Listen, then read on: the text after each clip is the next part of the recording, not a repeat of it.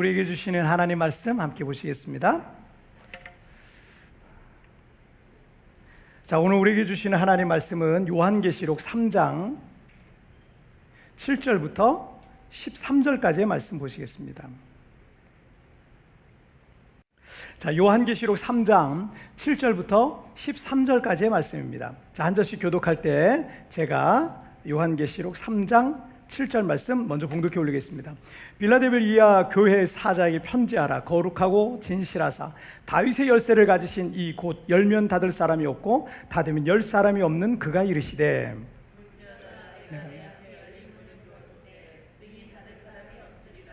내가 내 행위를 아노니 내가 작은 능력을 가지고서도 내 말을 지키며 내 이름을 배반하지 아니하였도다. 보라, 사탄의 회당 곧 자칭 유대인이라 하나 그렇지 아니하고 거짓말하는 자들 중에서 몇을 내게 주어 그들로 와서 내 발 앞에 절하게 하고 내가 너를 사랑하는 줄을 알게 하리라. 내가 나의 인내의 말씀을 지켰은즉 내가 또한 너를 지켜 시험의 때를 면하게 하리니 이는 장차 온 세상에 임하여 땅에 거하는 자들을 시험할 때라. 내가 속히 오리니 내가 가진 것을 굳게 잡아 아무도 내 면류관을 빼앗지 못하게 하라. 이기는 자는 내 하나님 성전에 기둥이 되게 하리니 그가 결코 다시 나아가지 아니하리라. 내가 하나님의 이름과 하나님의 성 곧 하늘에서 내 하나님께로부터 내려오는 새 예루살렘의 이름과 나의 새 이름을 그의 위에 기록하리라. 다 같이요. 귀 있는 자는 성령이 교회들에게 하시는 말씀을 들을지어다. 아멘. 자, 오늘 말씀 제목 함께 읽겠습니다. 시작. 작은 능력으로 충성할 때. 다시 한번 시작. 작은 능력으로 충성할 때. 2002년 한일 월드컵에서 우리나라를 4강까지 끌어올린 명장 거스 히딩크는 우리나라 축구 역사에 있어서 결코 잊을 수 없는 그런 축구 감독일 겁니다. 지금이야 뭐 손흥민 선수 같은 그런 세계적인 선수가 어떻게 탄생을 해서 우리 대한민국의 위상을 드높이고 있지만 2002년까지만 해도 우리나라 축구는요, 서구 사람들이 얕잡아 보는 그냥 아시아 축구, 아시아 축구는 그냥 축구 후진국이라고 생각하는 그런 아시아 축구였어요. 그때까지 월드컵 본선 예선전에 나가서 무승부나 져본 적은 있는데 한 번도 이겨본 적이 없는 거예요. 월드컵은 나갔었어요. 아시아에서는 잘하니까 나갔는데 그때까지 한 번도 1승도 기록해보지 못했던 것이 우리나라 축구 역사였어요. 무승부는 있었어요. 진 적은 많았어요. 근데 이겨본 적이 한 번도 없었어요. 축구 후진국이었죠. 우리나라에서의 월드컵을 이제 앞둔 거예요. 우리나라에서 월드컵을 앞두고 그 2002년 이전에 수년 동안 우리나라 축구 대표팀은요, 뭐 그게 어디 갑니까? 그러니 세계 무대에 나가서 고전을 면치 못했어요. 막 무슨 1998년 프랑스 월드컵에서도 갔다가 거기서 5대0으로 깨지면서 우리나라의 축구 영웅이라고 할 수 있는 차범근 그때 감독이 그 자리에서 그냥 경질됐어요. 참 이런 어떻게 그렇게 할 수 있는지 이해가 안 되는 그런 협회의 그런 모습이었지만, 아니 월드컵 지금 진행 중인데 5대0으로 졌다고 거기서 그냥 감독을 경질해버리는 그런 일이 있었어요. 그게 1998년입니다. 그리고 2002년 월드컵을 우리가 한일 월드컵을 하게 된 거예요. 월드컵은 다가오는데 막 가서 평가전을 서구 사람들이랑 막 하고 있는 거예요. 서양 유럽에 가서 평가전은 5대0으로 깨지고 이런 일이 그냥 부지기수로 있었던, 그만큼 기본기와 실력이 따라주지 않았던 그런 팀이 우리나라 팀이었던 거예요. 이런 팀의 감독을 맡아봐야 여러분 좋은 결과 얻는다는 거 쉽지 않은 거예요. 그죠? 좋은 결과를 이런 팀 맡고서 어떻게 좋은 결과 얻을 수 있겠어요? 그런데 기적이 일어났어요. 정말 기적이 일어났어요. 히딩크는 그리고 대한민국의 축구 영웅으로 2002년부터 등극을 하게 된 거예요. 우리나라의 대표적인 대기업 중에 하나인 현대그룹의 이 창업자인 고 정주영 회장은 가난해서 초등학교 졸업이 전부였는데 막노동을 하다가 19살 때부터 쌀가게에서 쌀 배달로, 자전거에 쌀 싣고 쌀 배달하는 걸로부터 이제 본격적인 사회생활을 시작을 했어요. 그전에도 뭐 막노동이나 이런 것도 했는데, 그리고 23살 때 이 사람의 성실함을 좋게 본 이 주인 아저씨한테 쌀가게를 넘겨받아 사업을 시작하게, 23살 때 사업을 시작을 하게 된 거예요. 하지만 이 중일전쟁이 터졌고요. 일제시대였어요. 중일전쟁이 터졌고 몇 년 못 해보고 이 가게 문을 닫아야만 했습니다. 25살 때부터 자동차 공업사에서 또 일을 하기 시작했는데, 그것이 오늘날 세계적인 현대 자동차의 시작이 되었고, 현대 그룹의 시작이 바로 그 자동차 공업사에서 그냥 직공으로 일했던 그게 이제 시작이 된 거죠. 그리고는 그의 입지전적인 일생은 많은 셀러리맨들에게 영감을 주고 도전과 희망을 주고 있는 그런 경제인이라 할 수 있겠습니다.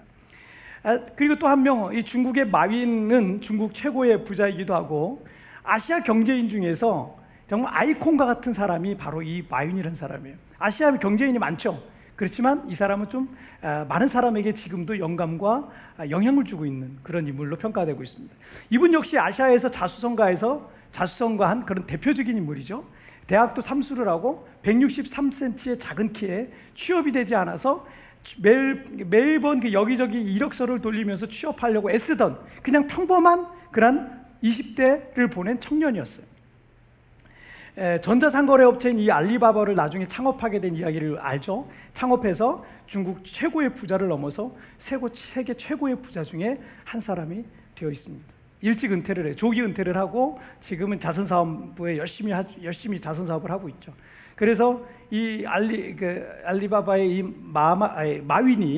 마윈이 그 전 세계 150개국이 넘는 나라에 마스크와 의료 물품을 계속 지금까지도 계속 보내주고 있는 아주 좋은 일 굉장히 많이 하고 있습니다.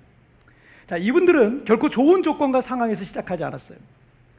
어쩌면 다른 사람들보다 안 좋은 조건에서 시작을 했단 말이에요. 부모로부터 많은 재산을 물려받아서 재벌 2세, 재벌 3세, 지금 우리나라 대기업 1등, 2등, 3등 하는 그런 대기업들은 다 그래요.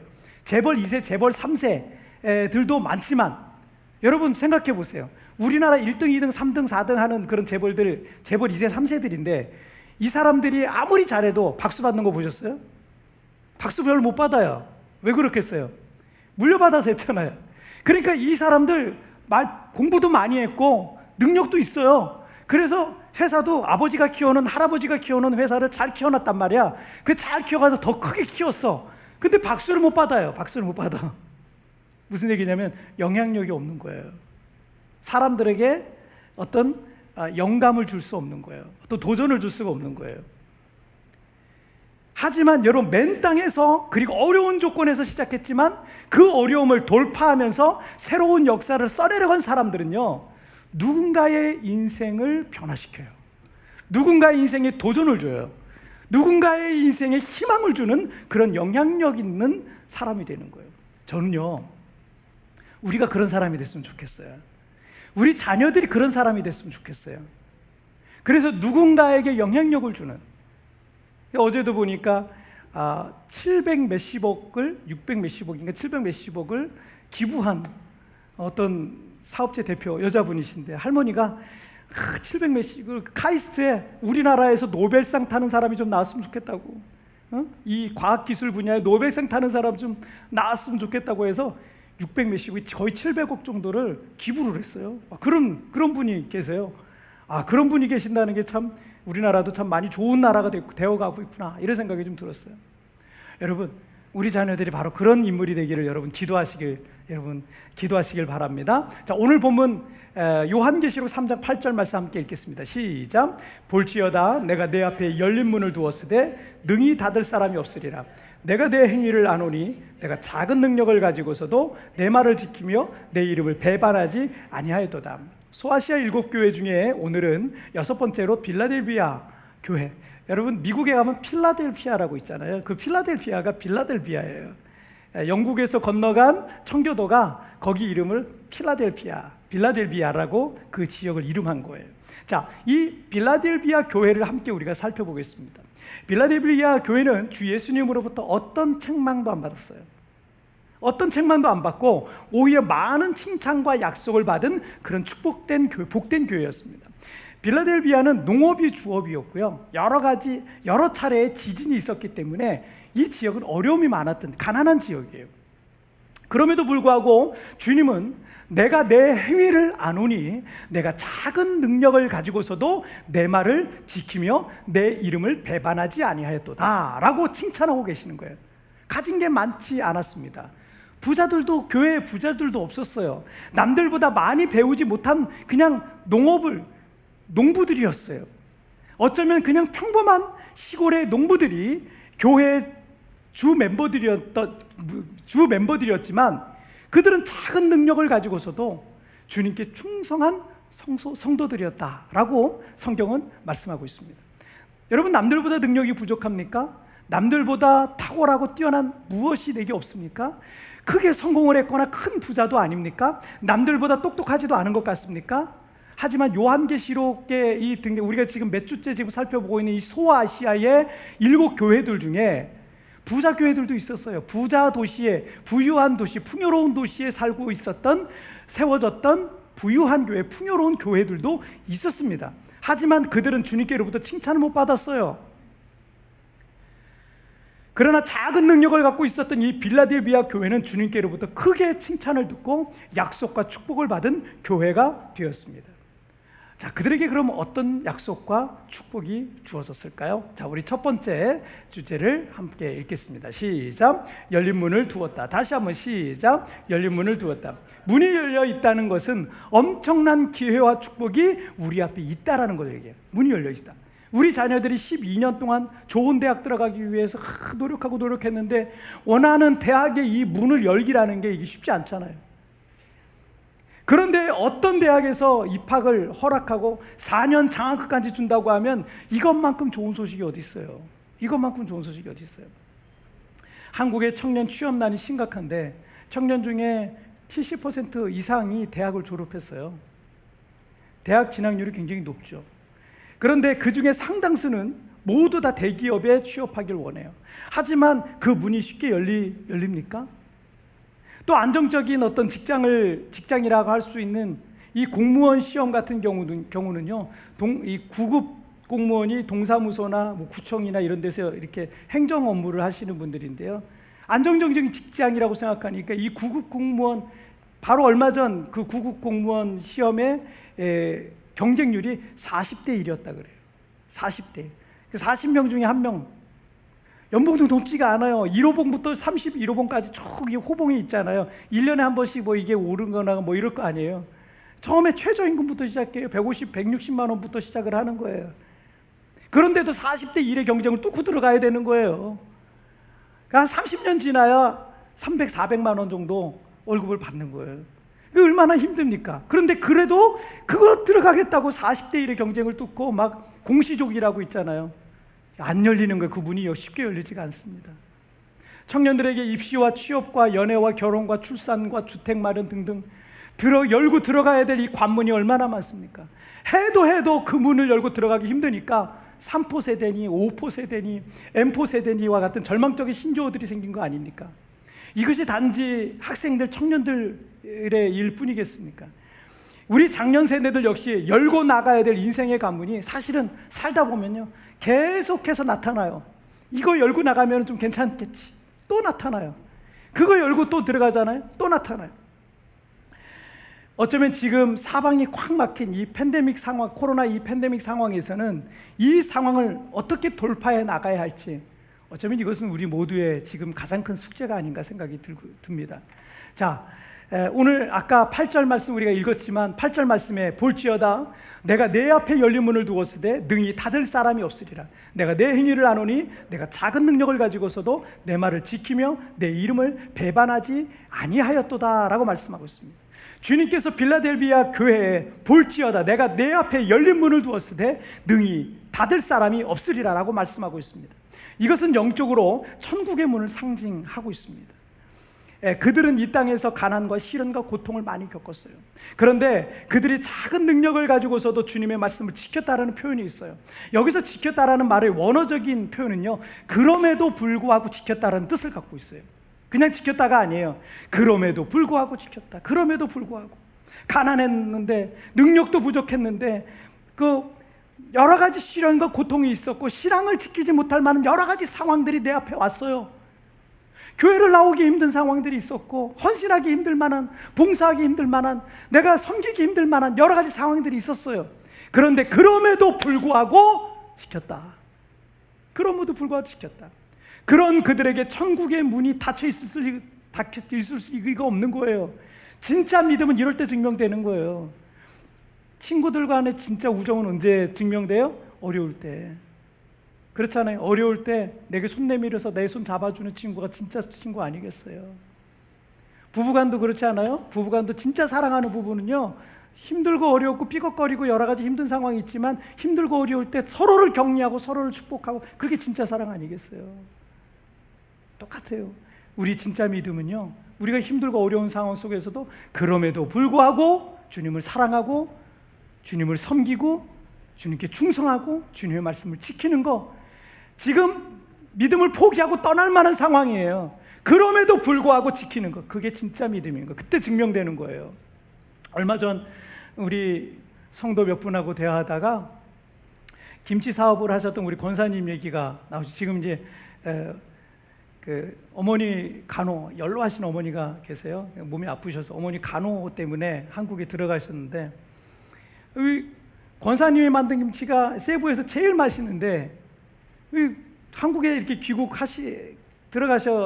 들어가시다 보니까 이 권사님 김내 김치를 맛보기가 어려워진 거예요. 우리 권사님이 처음 세부에 오셔서 재정적인 독립을 하는 과정에서 재정적으로 너무 어려우셨어요. 단돈 100페소, 1000페소도 없어서 재정적으로 정말 힘든 시간들을 보내야만 했습니다. 자본도 없어요. 여유 자본이 없어요. 언어도 안 돼요. 어디서 일하면서 월급 받을 것도 없고요. 그런데 월세와 자녀 교육비를 비롯해서 매달 생활비가 적지 않게 들어가는 거예요. 제가 교회 사무실에서 일을 하다 보면은 누군가가 예배당에 오셔서 울면서 그렇게 기도하고 계시는데, 그 보면은 권사님이에요. 그렇게 통곡을 하며 우시는 거예요. 매일 교회 오셔서 부르짖으며 눈물로 기도하셔서 그것이 하루의 일과였어요. 그러다 어느 날 권사님의 마음에 감동이 왔어요. 김치를 만들어 팔아야겠다. 내가 김치는 만들 줄 아니까, 맛있는 전라도 김치를 내가 만들 수 있으니까 김치를 만들어 팔아야겠다. 그렇게 생각하시고 간판도 없이 어디 광고도 하지 않고 뭐 건물 얻을 수도 없고 아무것도 할 수 없어요. 그냥 집에서 김치 만들어 팔기 시작을 하셨습니다. 먼저는 우리 성도들에게 조금씩, 우리 성도들이 이제 우리 권사님 김치를 조금씩 팔아줬는데, 성도들이, 우리 교회 초창기라 성도들이 얼마 안 되니까 한 바퀴 쭉 돌고 나니까 그 다음부터 주문이 별로 없는 거예요. 다 좀 샀으니까, 몇 킬로씩 샀으니까 없어요. 그러니까 또 수입이 없어서 또 힘든 시간을 또 보내는 거예요. 또 울면서 매일매일 교회 오셔서 울면서 또 기도하시는 거예요. 그러던 중에 여기 한인교회 연합회가 그때 이제 결성이 됐어요. 그러면서 한인교회 연합회 체육대회를 이제 하게 된 거예요. 각 교회별로 경품권 물품을 후원받기로 했습니다. 우리 교회는 뭐 초창기고 사업체도 별로 없으니까 그런 걸 후원할 만한 분이 별로 없었습니다. 권사님이 어른이시고 그러니까 업무 중에 그런 얘기 들으시니까 본인이 1kg짜리 그 쿠폰을, 경품권을 20개, 그러니까 20kg잖아요. 그거를 내놓으시겠다는 거예요.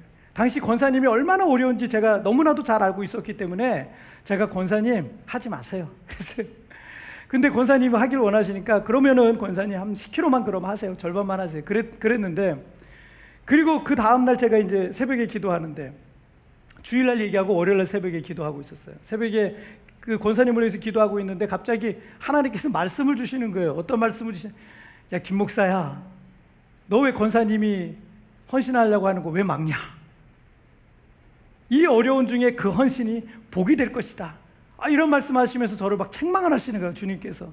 그래서 제가 새벽기도 끝나고 권사님한테 제가 찾아갔어요. 찾아가서 권사님 죄송해요. 주님께서 이게 권사님한테 복이 될 거라고 하는데 권사님 원래 하시려고 했던 대로 20kg 그냥 권사님 하세요. 어렵지만 한번 권사님 섬겨주세요. 그래서 권사님이 그 어려운 중에 경품권 20장을 만들어서 내놓으셨어요. 그리고 그때부터 무슨 일이 일어났는지 아세요? 그게 체육대회 때 경품으로 나눠줬잖아요. 근데 다른 교회 사람들이 알게 된 거야. 다른 교회 여기저기서 주문이 들어오기 시작을 하는데, 한번 이거 공짜로 일단은 먹었잖아요. 경품권 받고. 근데 먹어보니까 세부에서 제일 맛있는 거야. 너무 이런 김치를 먹어볼 수가 없는 거야. 너무 맛있으니까 막 그 교인들한테 막 소문이 났어요. 다른 교회 교인들한테 소문이 나서 그때부터 권사님네 사업장이 복을 받기 시작하는데 간판도 없어요. 그냥 집에서 혼자 하시는 거예요. 근데도 막 소문이 나가지고요. 나중에 보니까 월세가, 권사님네 집이 월세가 100만 원이 넘었어요. 100몇십만 원. 그걸 내요, 그걸 내고요. 뿐만 아니라 자녀 교육비야 생활비까지 다 나오는 거예요. 세부에서 제일 맛있는 김치 가게란 타이틀까지 우리 권사님이 얻으셔가지고요. 그러니까 우리 성도들이 권사님 내 김치 맛보고 싶다고 막 이렇게 그리워하시더라고요. 주님께서는 이 빌라델비아 교회가 작은 능력을 가지고 그럼에도 불구하고 주의 말씀을 지켰다고 칭찬하셨습니다. 그래서 주님께서 그들에게 열린 문을 두셨다라고 하신 것입니다. 하나님께서 그들에게 천국의 문뿐만 아니라 인생에 닫혀있는 모든 문까지 열어주시는 거예요. 여러분, 마태복음 16장 19절 말씀에 비슷한 표현이 있는데, 내가 천국 열쇠를 내게 주리니 내가 땅에서 무엇이든지 매면 하늘에서도 매일 것이요 내가 땅에서 무엇이든지 풀면 하늘에서도 풀리리라 하셨어요. 굳게 닫혀있는 문 앞에 그 문을 두드려도 보고 밀어도 보고 발로도 차고 고래고래 소리를 질러보기도 하고, 그런데 그 문이 열리지 않을 수 있습니다. 우리 인생 가운데 그런 일들이 있을 수 있어요. 안 열려요. 아무리 해보는데도 안 열려요. 그런데 여러분, 그 문을 열 수 있는 열쇠가 주어진다면 그렇게 했을 필요가 없는 거예요. 하나님이 열어주시기 시작하는 거예요. 그의 인생을 하나님이 열어주시기 시작하는 거예요. 하나님이 길을 열어주십니다. 하나님께서 형통케 하십니다. 하나님께서 모든 닫혀있는 성문을 열어주시는 겁니다. 여러분, 사랑하는 우리 성도님들이 그런 열린 문의 축복을 받기를 주님의 이름으로 축복합니다. 자, 우리 두 번째 주제 보실게요. 함께 읽겠습니다. 시작. 이제 역전되리라. 자, 앞에서 살펴봤던 이 8절에서 빌라델비아 교회 성도들은 작은 능력을 가지고서도 주님의 말씀을 지키며 주님의 이름을 배반하지 않았다는 기록이 있습니다. 이 말씀에 의하면 빌라델비아 교회에도 여러 가지 시험과 어려움들이 있었던 거죠. 어쩌면 그런 시험들 속에 어떤 이들은 믿음을 포기하거나 버린 사람들도 생겨났고, 주님의 이름을 배반한 사람들도 종종 생겨났을 것이다 라고 추측해 볼 수 있어요. 자, 그런데 여러분 9절 말씀을 보실게요. 9절 함께 읽겠습니다. 시작. 보라, 사탄의 회당 곧 자칭 유대인이라 하나 그렇지 아니하고 거짓말하는 자들 중에서 몇을 내게 주어 그들로 와서 내 발 앞에 절하게 하고 내가 너를 사랑하는 줄을 알게 하리라. 아멘. 빌라델비아 교회에 어떤 어려움이 있었는지에 대해서 구체적으로 나와 있지 않지만, 이 구절을 통해서 볼 때 자칭 유대인이라 하고 거짓말하는 자들을 통해서 교회가 어떤 어려움에 처하게 되어 있었던 것을 볼 수 있습니다. 자칭 유대인이라고 하는 것으로 봐서 그들은 종교적인 우월의식을 가지고 있었던 사람들이었던 것 같습니다. 그들은 혈통적으로 율법적으로 빌라델비아 성도들 앞에 우월감을 가지고 이렇게 막 좀 영적으로 좀 누르지 않았을까, 이런 그 교만했던 사람들이었던 것으로 보여집니다. 그런 모습을 보면 빌라델비아 교회 성도들은 자신들이 혈통적으로 율법적으로 그들에게 미치지 못한다고 생각되어서 영적으로는 좀 위축되어 신앙생활을 했을 가능성이 있어요. 자, 또한 그들은 거짓말하는 자들이었다. 그들이 자칭 유대인이라고 하나 그것도 거짓말이었고, 그들이 하는 여러 가지 종교적인 말들과 교리들과 가르침들 역시 거짓말이에요. 그래서 주님께서는 그것을 사탄의 회당이라 그랬어요. 가짜예요, 가짜. 사탄의 앞잡이예요. 교회 공동체가 분열되고 어려움에 처하게 되는 것 중에 이 두 가지는 정말 큰 영향을 줍니다. 자칭 유대인이라고 했던 사람들처럼 어떤 우월감과 교만한 마음이 있으면요, 교회 내에 누군가가 그런 사람이 있으면 교회는 계속 다툼이 끊이질 않아요. 그래서 여러분, 잠언 13장 10절에서 교만에서는 다툼만 일어날 뿐이라고 말씀하고 있어요. 누군가가 교회 공동체에서 사람들 앞에서 높아지려 하고 더 인정받으려고 하는 것이 교만이에요. 내 말이 맞다는 거예요. 목사님도 내 말대로 해야 되는 거예요. 성도들도 내 말대로 하는 그런 교회가 좋은 교회라고 생각하는 그런 사람이 있어요. 가끔 그런 사람 생겨납니다. 그런데 그런 교만에서는요, 다툼이 일어날 뿐이에요. 하지만 겸손하게 자신을 낮추면 그 주변은 늘 평안합니다. 부부간에 다툼이 있어요? 그럼 여러분 낮아지세요. 누군가 한쪽이 낮아지면 됩니다. 그러면 문제는 사라져요. 그런데 부부간에 다툼이 자꾸 생기는 것도 누군가가 또 교만한 마음을 갖게 되면 그래요. 내가 자꾸 높아지고자 하는 마음 갖게 되면 자꾸 생겨요. 근데 자신을 낮추면 평안해집니다. 다툴 일이 없어요. 하나님께서 세우신 권위에 기꺼이 복종하고 다른 분들을 자꾸 세워주고 높여주는 공동체는요, 은혜가 가득할 수밖에 없습니다. 공동체를 어지럽히는 또 다른 하나는 말입니다. 그래서 말을 조심해야 되고 되도록 말을 적게 하는 게 실수를 줄이는 방법입니다. 특히나 거짓말은 교회 공동체의 관계를 깨트리는 주요한 문제 중에 하나입니다. 거짓 자체가 하나님으로부터 온 것이 아니고 마귀로부터 온 것이 아니에요. 그래서 여러분 잠언 18장 21절 말씀에 죽고 사는 것이 혀의 힘에 달렸나니 혀를 쓰기 좋아하는 자는 혀의 열매를 먹으리라 하였습니다. 빌라델비아 교회는 자칭 유대인이라 하는 자들의 그 우월감과 거짓말로 인해서 성도들은 힘들고 어려운 시간들을 보낼 수밖에 없었습니다. 하지만 오늘 보면 9절 하반절에서 거짓말하던 자들 중에서 몇을 내게 주어 그들로 와서 내 발 앞에 절하게 하고 내가 너를 사랑하는 줄을 알게 하리라 라고 하였습니다. 전에는 그들로 인하여 성도들의 고통스러운 시간을 보내야 했습니다. 하지만 하나님께서 그 상황을 역전시켜 주신다는 거예요. 그들이 빌라델비아 교회 성도들 앞에 무릎 꿇는 날이 오게 될 것이다 라고 말씀하는 거예요. 빌라델비아 교회 성도들은 많이 못 배웠었습니다. 성경도 많이 몰랐습니다. 사회적인 지위가 높지도 않았습니다. 많은 재물을 갖고 있는 사람들도 없었습니다. 어디서 온 사람들이 교회로 들어와서 가난하고 연약한 성도들을 어느 순간부터 힘들게 하기 시작했어요. 빌라델비아 교회 성도들은 그들 앞에서 머리를 숙일 수밖에 없었어요. 때로는 억울하기도 하고 분하기도 했을 겁니다. 하지만 하나님께서 어떻게 해요? 역전시켜 주신다는 거예요. 때로 억울한 일을 겪더라도 복수하고자 하는 마음 여러분 절대 갖지 마세요. 여러분이 복수하면 안 돼요. 그거는 다툼만 생길 수밖에 없어요. 절대 우리는 누군가 복수하고자 하는 마음을 갖고 살면 안 됩니다. 하나님이 다 알아서 하세요. 하나님이 제가 실수했으면 저한테 혼내실 거고 저 사람이 실수했으면 저 사람을 혼내실 거고 하나님이 대신 다 갚아주실 거예요. 여러분 이제 역전되리라 라는 찬양이 있어요.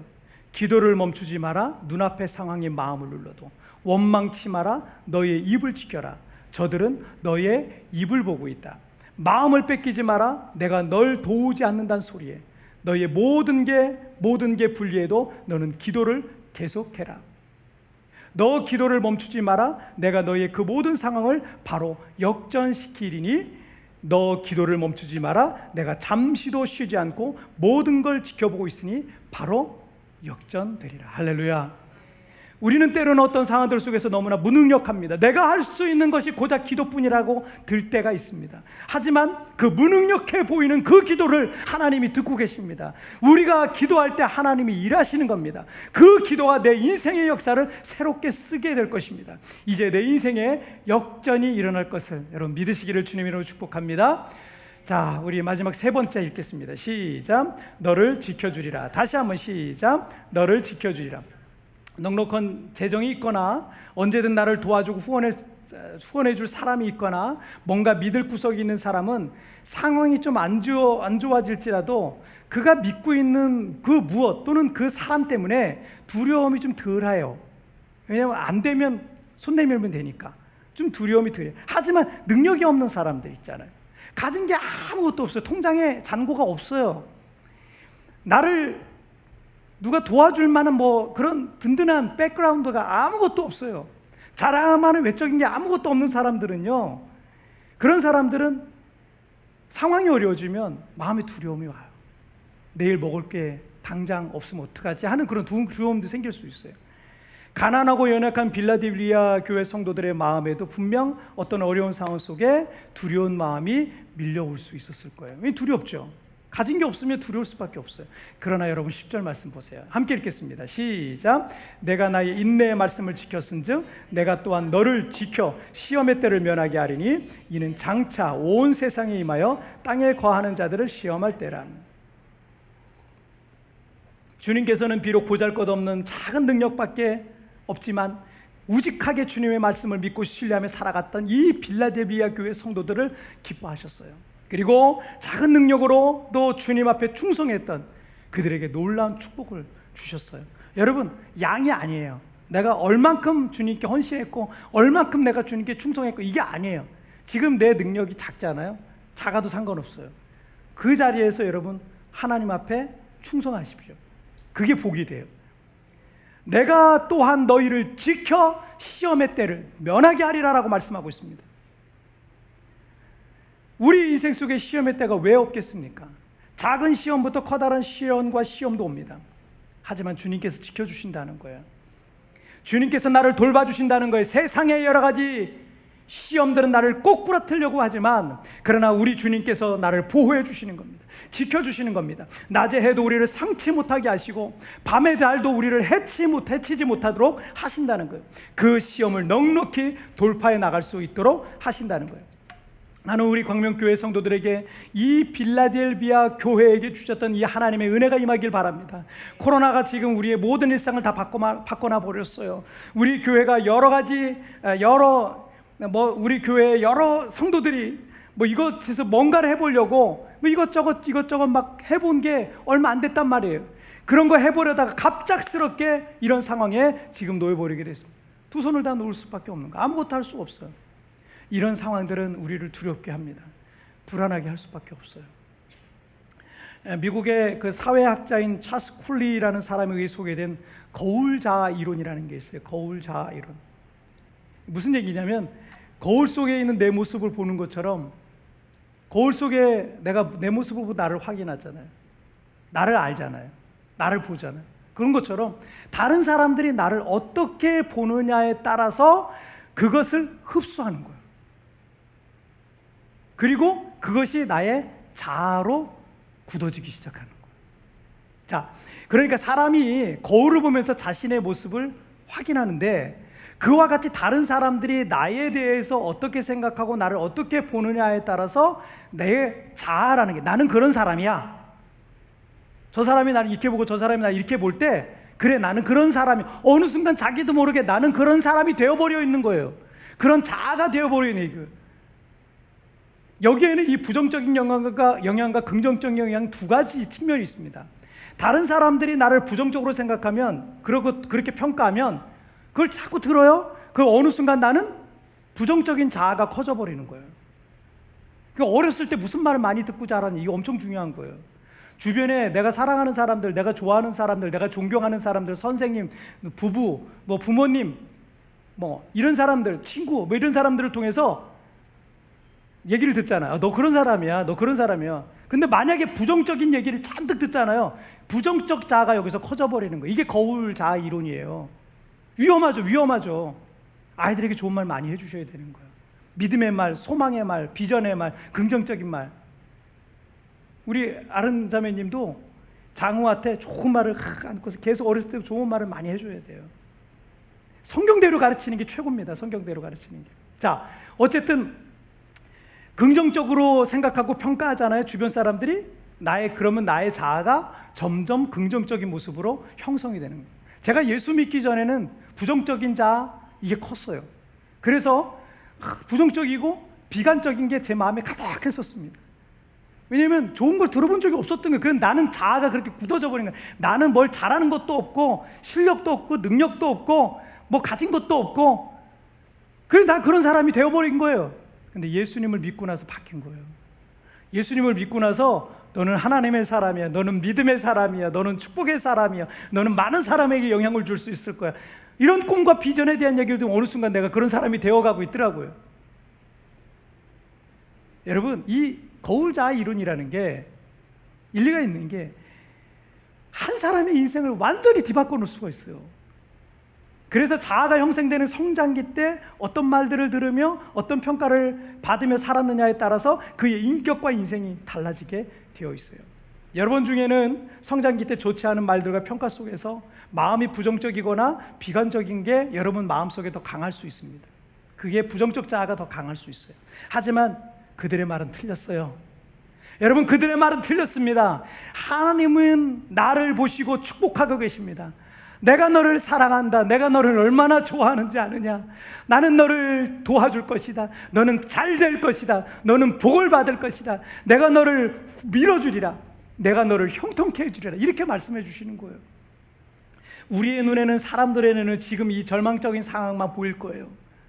안 돼, 힘들어, 어려워. 하지만 하나님은 나를 보시고 이 상황 속에서도 나를 붙들고 계시고 살피시고 보호하시고 지키실 것입니다.